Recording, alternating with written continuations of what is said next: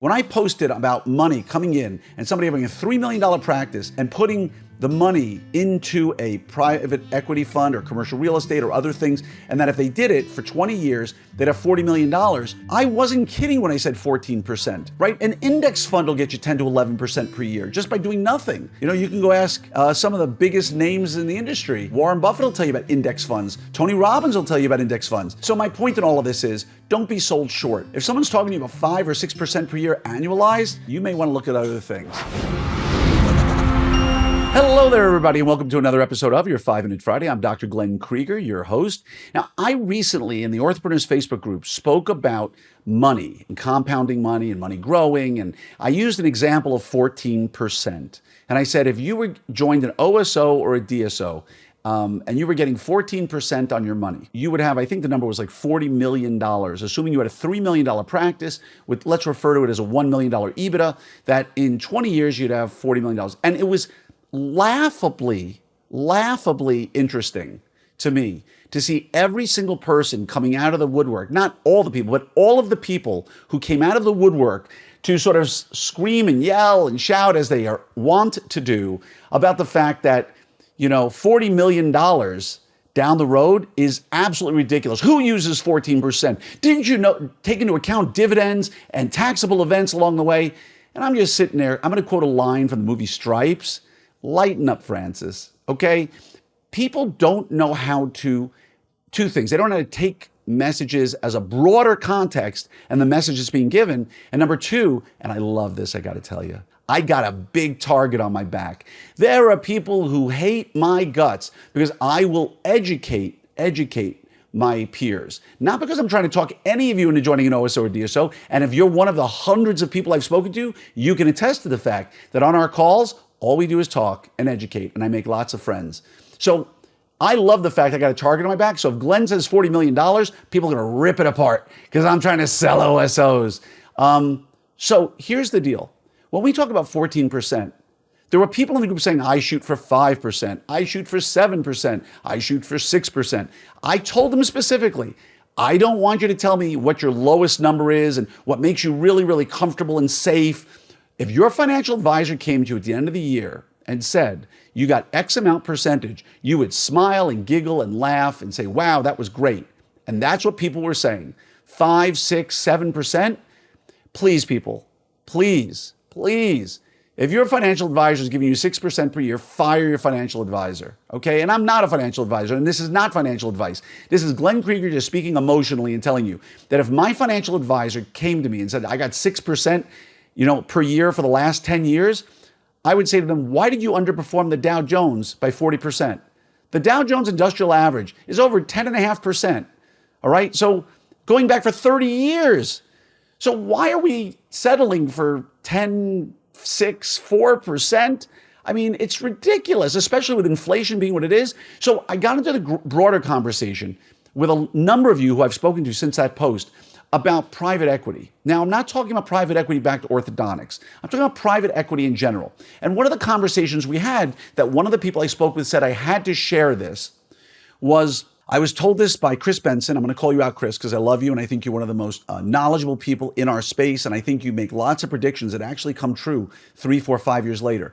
And when I called you and I said, I was thinking of joining one of 5 different OSOs, Chris said to me, Glenn, there's all these benefits and downsides, and he gave me the whole landscape. And then he said to me, something you should know is when you join an OSO, you're now joining a group with a bunch of other people who've been given a big lump sum of money. And suddenly people are going to come up to you and investments are going to come available that you didn't know were there before.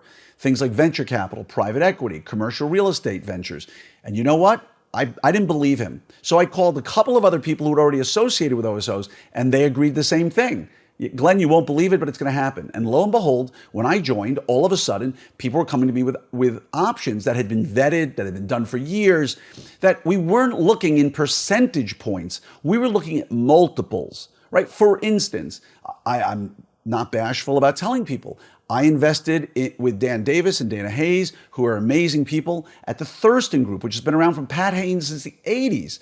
Now, I invested in them. Why? Because Fund 1 that they did closed. It's already finished. It's done. And it returned like a 3.2 to 3.3x multiple in a little over 3 years, if I'm not mistaken. 3.2 times the original investment in about 3 years. Okay? Their second fund appears to be on track to do the same as the first. And the third fund, which is open now, it will only take 100 investors, and you better be willing to invest hundreds of thousands of dollars to get into these. But when I joined an OSO, suddenly I had the money to be able to invest in these in a much easier way without impacting the rest of my investments. Commercial real estate, venture capital. So if I'm looking at 6% per year, no, I'm not looking at 6% per year. If you tell me you want to give me 6% per year, I'm going to laugh you out of the room. So when I spoke to a private equity fund manager, he said to me, Glenn, when a fund is down 8%, and I say to somebody, hypothetically, hey, don't worry, you're only down 8%, but the market's down 23%, he says, I will be fired and out of a job that moment. I am not allowed to give negative returns, no matter what the market is doing. I need to be smarter than that. And that's what private equity is all about. I'll do another 5-Minute Friday about private equity so you better understand it. But the whole point of this one was when I posted about money coming in and somebody having a $3 million practice and putting the money into a private equity fund or commercial real estate or other things, and that if they did it for 20 years, they'd have $40 million. I wasn't kidding when I said 14%, right? An index fund will get you 10 to 11% per year just by doing nothing.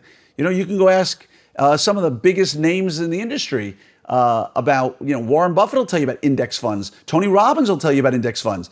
So my point in all of this is don't be sold short.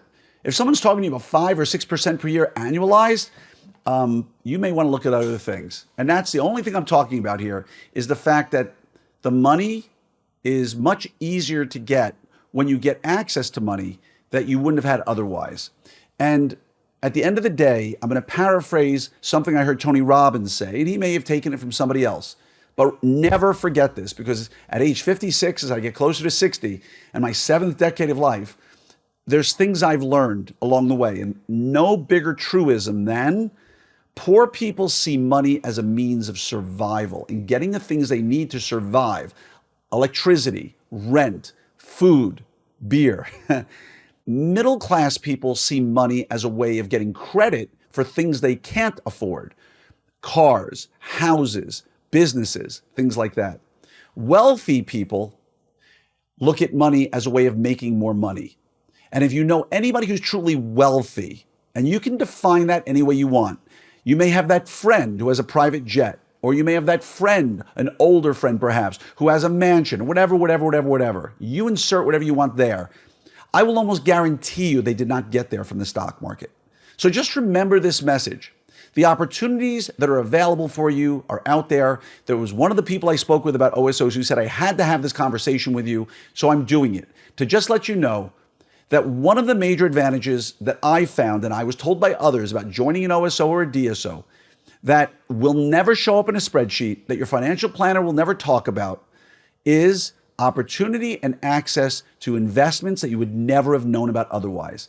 And if you know anybody who joined an OSO, ask them and they'll tell you. Because suddenly, for instance, with me and Smile Doctors, I'm in a group with 350 other doctors who've all gotten massive cash payouts who weren't going to go give it to their regular financial advisor who's going to put it in stocks and bonds and let it work at 8% per year, and which is great if you want your money to double every 9 years. I'd like to have multiples that are a little bit different. And so much love to each and every one of you. Hope you're going on the cruise. Go to opsummit2024.com. And I'll promise you, if you're on the cruise and you want to talk more about this, I'm thrilled to do it. So, and make introductions for you too. Have a wonderful day and much love to each and every one of you.